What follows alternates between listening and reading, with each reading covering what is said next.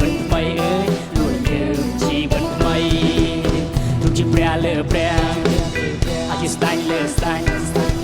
ចានៅសន្តិភាពពីសលេទាំងអស់ជីបានូអាជីវិតតានៃព្រះ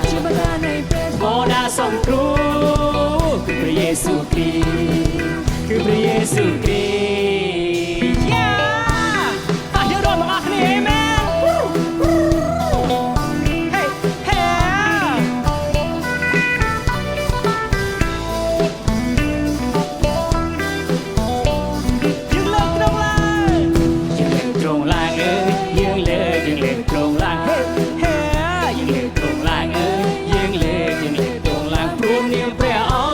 ក្នុងការគ្មាននាមដោយព្រះអង្គអើយគ្មាននាមដោយព្រះអ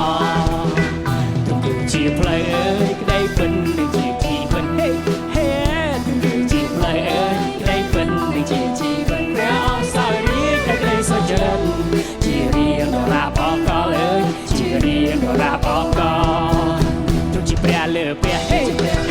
អាចស្ដាយលើស្ដាយចានៅសន្តិភាពពីសលើទាំងអស់ជីបានូអាជីវិតត្រានៃព្រះមកដាសង្គ្រោះគឺព្រះយេស៊ូវគ្រីស្ទទុកជាព្រះលើព្រះអាចស្ដាយលើស្ដាយចានៅសន្តិភាពពីសលើទាំងអស់ជីបានូអាជីវិតត្រានៃព្រះមកដាសង្គ្រោះគឺព្រះយេស៊ូវគ្រី